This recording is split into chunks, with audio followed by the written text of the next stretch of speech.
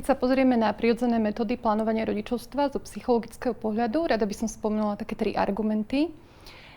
Akékoľvek iné spôsoby plánovania počatia dieťaťa, či už je to hormonálna antikoncepcia, vazektómia, sterilizácia a podobne, spôsobujú to, že plodnosť vnímajú ako problém, ktorý treba znefunkčniť. Pritom plodnosť je hlboká súčasť každej osoby, je súčasťou našej integrity. Pri žití prirodzených metód plánovania rodičovstva prijíma pár svoju plodnosť ako súčasť svojej osoby. Tá plodnosť je nielen vecou toho jedinca, ale hovoríme aj o spoločnej plodnosti každého páru, ktorá je vždy autentická a jedinečná.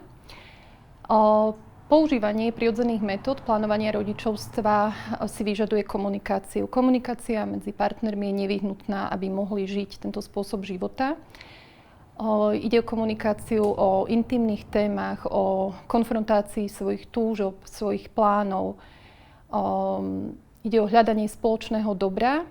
To znamená, že komunikácia je nevyhnutná a pri žití tých prirodzených metód prehlbujeme vzájomnú jednotu aj tým, že komunikujeme o tejto téme.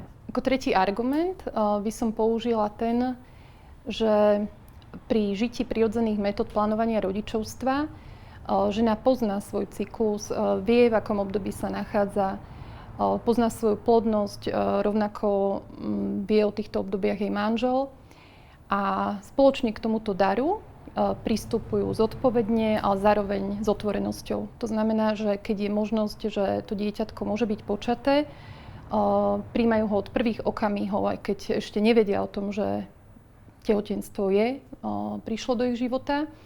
Keď potrebujú z akéhokoľvek dôvodu tehotenstvo, či už na určitý alebo na neurčitý čas, z nejakého vážneho dôvodu odložiť, takisto k tomu pristupujú aj zodpovedne, aj s otvorenosťou.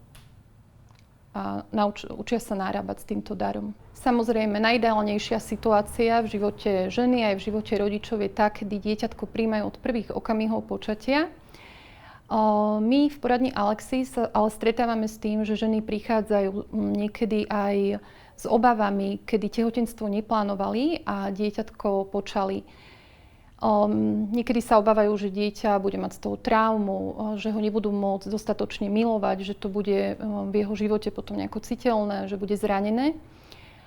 My ale týchto rodičov alebo tie ženy sprevádzame a hovoríme im, že láska rastie, láska nestagnuje, láska je rozhodnutie, nie je to iba nejaký spontánny cit, ktorý nás zaplaví. A takto oni sa postupne učia prijímať toto aj neplánované dieťa.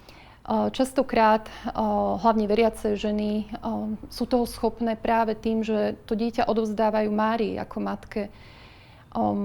Povedia si, že keď nie sú schopné oni ako pozemské matky svoje dieťa od prvých okamihov dostatočne milovať, odovzdávajú dieťa Márii, aby ona milovala aspoň na nejaký čas to dieťa za nich. Materinský inštinkt je veľmi silná vec, čiže tá láska k dieťaťu príde.